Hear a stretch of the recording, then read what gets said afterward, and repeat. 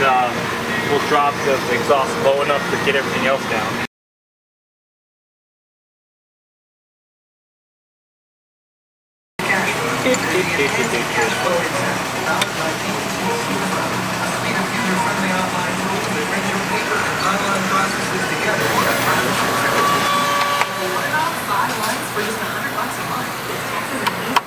Yeah, smack that shit. Yeah. Chris Brown it. Hey, Chris Brown.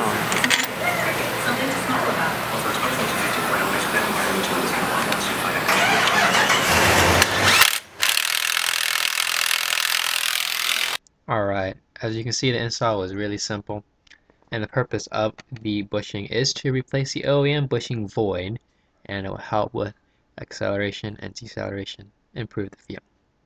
The only drawback of the modification is increased noise, harshness, and vibration, but that doesn't matter because I'm,